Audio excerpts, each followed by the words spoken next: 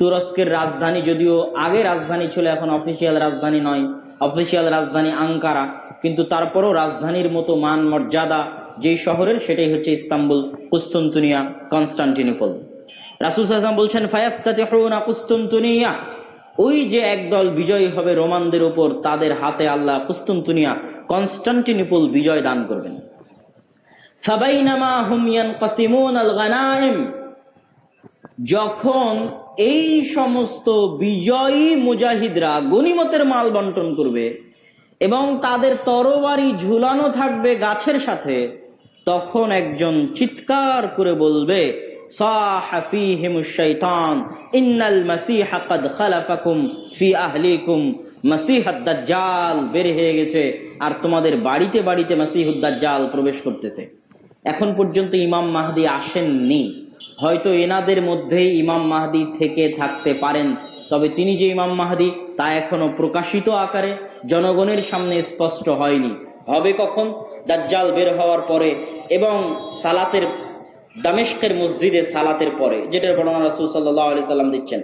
ফায়াখরুজুন ওয়া যালিকা বাতিল, শয়তানের এই মিথ্যা কথা শুনে তারা তরবারি নিয়ে দৌড়ে এগিয়ে যাবে কোথায়? মাসীহুদ দাজ্জাল, তার বিরুদ্ধে যুদ্ধ করার জন্য।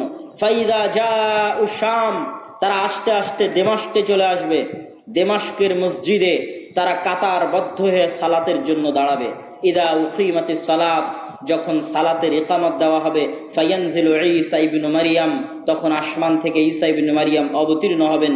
ফাআম্মাহুম ফাইদা রাআহু আদুউল্লাহ যাবা কামা ইয়াদুবুল মিলহ ফিল মা, ঈসা ইবনে মারইয়াম অবতীর্ণ হবেন ওই মসজিদে এবং তারপরে মুসলমানেরা দাজ্জালের বিরুদ্ধে যুদ্ধ করার জন্য রওনা দিবে এবং মসজিদে আকসার পাশে, জেরুজালেমের পাশে লুদ নামক, বাবুল লুদ, লুদ নামক দরজায় ঈসা আলাইহিস সালাতু ওয়াস সালামকে দেখে মাসীহুদ দাজ্জাল লবণ যেভাবে পানিতে দিলে গলে যায় সেভাবে গলতে থাকবে এবং তার গলে শেষ হওয়ার আগেই, তার গলে শেষ হওয়ার আগে রাসূল সাল্লাল্লাহু আলাইহি ওয়াসাল্লাম বলছেন ফালাউ তারাকাহু লানযাব হাত্তা ইয়ানহালিক, যদি ঈসা ইবনে মারইয়াম তাকে ওই অবস্থায় রেখে দিতেন তাহলে সে গলে ধ্বংস হয়ে যেত। হাত্তা ইয়াহলিক ওয়ালাকিন ইয়াকতুলুহুল্লাহ বিয়াদিহি ফায়ুরিহিম দামাহু ফি হারবাতিহি, কিন্তু আল্লাহ সুবহানাহু ওয়া তাআলা চান যে ঈসা ইবনে মারইয়ামের মাধ্যমে সে নিহত হোক, এই জন্য ঈসা ইবনে মারইয়াম তাকে হত্যা করবেন এবং দাজ্জালের রক্ত জনগণকে দেখাবেন। সম্মানিত উপস্থিতি, আরেকটি ব্যতিক্রম ধর্মী হাদিস, সেই হাদিসটা বলে আমরা আমাদের সংক্ষিপ্ত ব্যাখ্যার দিকে এগিয়ে যাব ইনশাআল্লাহ। আবু হুরায়রা রাদিয়াল্লাহু তাআলা আনহু থেকে বর্ণিত, তিনি বলেন রাসূল সাল্লাল্লাহু আলাইহি ওয়াসাল্লাম বলছেন সামি'তুম বিমাদিনাতিন জানিবুম মিনহা ফিল বার ওয়া জানিবুম মিনহা ফিল বাহর, তোমরা একটি শহরের কথা শুনেছো যেই শহরের এক সাইডে সমুদ্র এবং আরেক সাইডে মাটি। রাসূলুল্লাহ সাল্লাল্লাহু আলাইহি ওয়াসাল্লামের উত্তরে সাহাবীগণ বললেন জি আমরা শুনেছি। রাসূল সাল্লাল্লাহু আলাইহি ওয়াসাল্লাম বলছেন লা তাকুমুস সাআহ হাত্তা ইয়াগজুহা ৭০,০০০ মিন বনি ইসহাক, ততক্ষণ পর্যন্ত কিয়ামত হবে না যতক্ষণ না বানু ইসহাকের ৭০,০০০ মানুষ তাদের বিরুদ্ধে যুদ্ধ না করছে।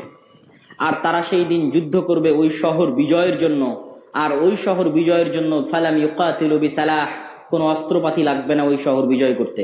ওয়ালাম ইয়ারমু বিসাহমিন, কোনো তীর নিক্ষেপ করা লাগবে না ওই শহর বিজয় করতে। ক্বালু লা ইলাহা ইল্লাল্লাহু আল্লাহু আকবার, তারা শুধু আল্লাহু আকবার ধ্বনি দিবে, তাকবীর ধ্বনি দিবে।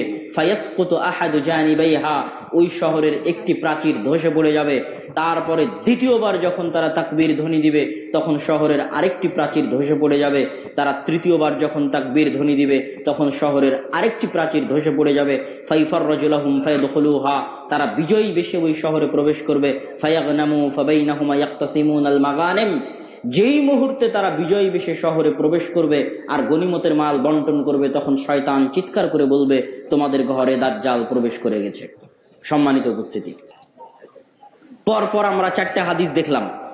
এই 4টা হাদিস এক একজন এক একভাবে ব্যাখ্যা করতে পারে। আমি আগেও বলেছি যে যতদিন এই জিনিসগুলো না ঘটবে ততদিন এই জিনিসগুলোর প্রকৃত ব্যাখ্যা কেউ জানবে না। কিন্তু আমার কাছে সংক্ষিপ্তভাবে যেটা মনে হয়েছে যে উমরান ও বাইতুল মাকদেস আবাদ হওয়া, কেউ কেউ ব্যাখ্যা করে এই যুগের যে বাইতুল মাকদেস আবাদ হওয়া মানে ইহুদিরাই জেরুজালেম দখল করে নিবে এবং সেখানে বিশাল রাজধানী প্রতিষ্ঠা করবে।